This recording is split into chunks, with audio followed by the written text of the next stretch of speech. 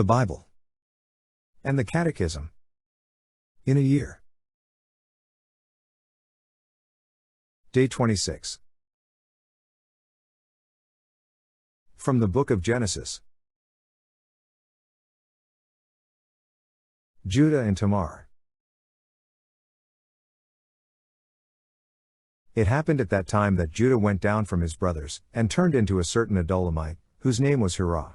There Judah saw the daughter of a certain Canaanite whose name was Shua. He married her and went into her, and she conceived and bore a son, and he called his name Again she conceived and bore a son, and she called his name Onan. Yet again she bore a son, and she called his name Shelah. She was in Chezib when she bore him. And Judah took a wife for his firstborn, and her name was Tamar. But Judah's firstborn, was wicked in the sight of the Lord, and the Lord slew him. Then Judah said to Onan, Go into your brother's wife, and perform the duty of a brother-in-law to her, and raise up offspring for your brother. But Onan knew that the offspring would not be his, so when he went into his brother's wife he spilled the semen on the ground, lest he should give offspring to his brother. And what he did was displeasing in the sight of the Lord, and he slew him also. Then Judah said to Tamar his daughter-in-law, Remain a widow in your father's house, till Shelah my son grows up, for he feared that he would die, like his brothers. So Tamar went and dwelt in her father's house. In course of time the wife of Judah, Shua's daughter, died, and when Judah was comforted, he went up to Timnah to his sheep shearers, he and his friend Hirah the Adulamite. And when Tamar was told, Your father-in-law is going up to Timnah to shear his sheep, she put off her widow's garments, and put on a veil, wrapping herself up, and sat at the entrance to Enaim, which is on the road to Timnah, for she saw that Shelah was grown up, and she had not been given to him in marriage. When Judah saw her, he thought her to be a harlot, for she had covered her face. He went over to her at the roadside, and said, Come, let me come in to you, for he did not know that she was his daughter-in-law. She said, What will you give me, that you may come in to me? He answered, I will send you a kid from the flock. And she said, Will you give me a pledge, till you send it? He said, What pledge shall I give you? She replied, Your signet and your cord, and your staff that is in your hand. So he gave them to her, and went into her, and she conceived by him. Then she arose and went away, and taking off her veil she put on the garments of her widowhood. When Judah sent the kid by his friend the Adulamite, to receive the pledge from the woman's hand, he could not find her.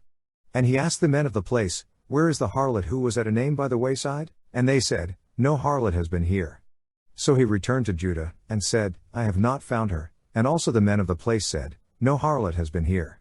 And Judah replied, Let her keep the things as her own, lest we be laughed at. You see, I sent this kid, and you could not find her. About 3 months later Judah was told, Tamar your daughter-in-law has played the harlot, and moreover she is with child by harlotry. And Judah said, Bring her out, and let her be burned. As she was being brought out, she sent word to her father-in-law, By the man to whom these belong, I am with child. And she said, Mark, I pray you, whose these are, the signet and the cord and the staff. Then Judah acknowledged them and said, She is more righteous than I, inasmuch as I did not give her to my son Shelah. And he did not lie with her again. When the time of her delivery came, there were twins in her womb. And when she was in labor, one put out a hand, and the midwife took and bound on his hand a scarlet thread, saying, This came out first. But as he drew back his hand, behold, his brother came out, and she said, What a breach you have made for yourself. Therefore his name was called Perez. Afterward his brother came out with the scarlet thread upon his hand, and his name was called Zerah. Joseph and Potiphar's wife. Now Joseph was taken down to Egypt, and Potiphar, an officer of Pharaoh, the captain of the guard, an Egyptian, bought him from the Ishmaelites who had brought him down there. The Lord was with Joseph, and he became a successful man, and he was in the house of his master the Egyptian, and his master saw that the Lord was with him, and that the Lord caused all that he did to prosper in his hands.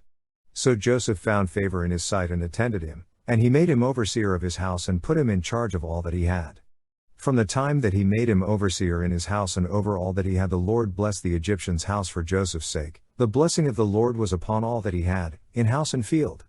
So he left all that he had in Joseph's charge, and having him he had no concern for anything but the food which he ate. Now Joseph was handsome and good-looking. And after a time his master's wife cast her eyes upon Joseph, and said, Lie with me. But he refused and said to his master's wife, Lo, having me my master has no concern about anything in the house, and he has put everything that he has in my hand. He is not greater in this house than I am, nor has he kept back anything from me except yourself, because you are his wife. How then can I do this great wickedness, and sin against God? And although she spoke to Joseph day after day, he would not listen to her, to lie with her or to be with her. But one day, when he went into the house to do his work and none of the men of the house was there in the house, she caught him by his garment, saying, Lie with me. But he left his garment in her hand, and fled and got out of the house.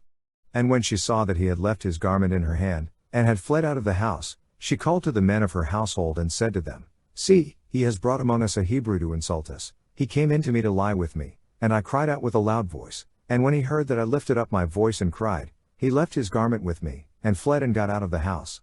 Then she laid up his garment by her until his master came home, and she told him the same story, saying, The Hebrew servant, whom you have brought among us, came in to me to insult me, but as soon as I lifted up my voice and cried, he left his garment with me, and fled out of the house.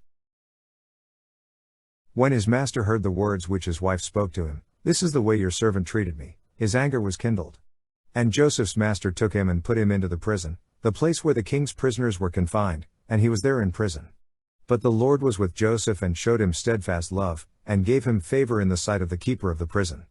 And the keeper of the prison committed to Joseph's care all the prisoners who were in the prison, and whatever was done there, he was the doer of it. The keeper of the prison paid no heed to anything that was in Joseph's care, because the Lord was with him, and whatever he did, the Lord made it prosper.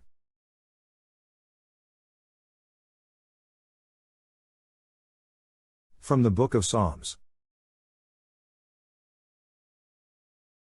Prayer for guidance and for deliverance. A Psalm of David.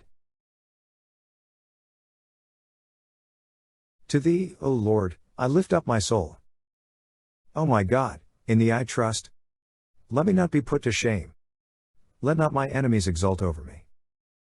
Yea, let none that wait for thee be put to shame. Let them be ashamed who are wantonly treacherous. Make me to know thy ways, O Lord. Teach me thy paths. Lead me in thy truth, and teach me. For thou art the God of my salvation. For thee I wait all the day long. Be mindful of thy mercy, O Lord, and of thy steadfast love, if they have been from of old. Remember not the sins of my youth, or my transgressions. According to thy steadfast love remember me. For thy goodness' sake, O Lord. Good and upright is the Lord. Therefore he instructs sinners in the way. He leads the humble in what is right, and teaches the humble his way. All the paths of the Lord are steadfast love and faithfulness, for those who keep his covenant and his testimonies. For thy name's sake, O Lord, pardon my guilt, for it is great. Who is the man that fears the Lord? Him will he instruct in the way that he should choose. He himself shall abide in prosperity, and his children shall possess the land. The friendship of the Lord is for those who fear him, and he makes known to them his covenant.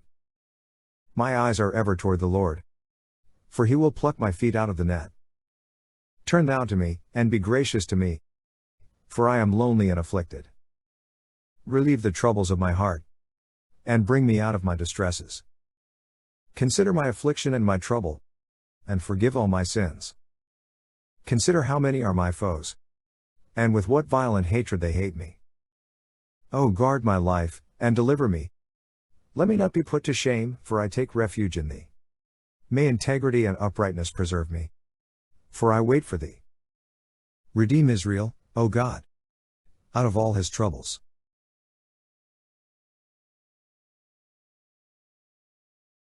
From the Gospel of Matthew. The death of John the Baptist. At that time Herod the Tetrarch heard about the fame of Jesus, and he said to his servants, This is John the Baptist, he has been raised from the dead, that is why these powers are at work in him.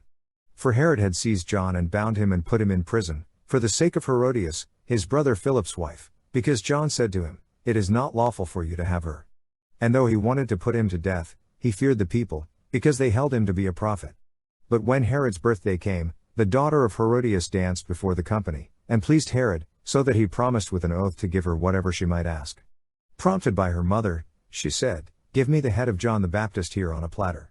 And the king was sorry, but because of his oaths and his guests he commanded it to be given. He sent and had John beheaded in the prison, and his head was brought on a platter and given to the girl, and she brought it to her mother. And his disciples came and took the body and buried it, and they went and told Jesus. Feeding the 5,000. Now when Jesus heard this, he withdrew from there in a boat to a lonely place apart. But when the crowds heard it, they followed him on foot from the towns. As he went ashore he saw a great throng, and he had compassion on them and healed their sick. When it was evening, the disciples came to him and said, "This is a lonely place, and the day is now over. Send the crowds away to go into the villages and buy food for themselves." Jesus said, "They need not go away, you give them something to eat." They said to him, "We have only 5 loaves here and 2 fish. And he said, "Bring them here to me." Then he ordered the crowds to sit down on the grass, and taking the 5 loaves and the 2 fish he looked up to heaven, and blessed, and broke and gave the loaves to the disciples, and the disciples gave them to the crowds. And they all ate and were satisfied. And they took up 12 baskets full of the broken pieces left over. And those who ate were about 5,000 men, besides women and children.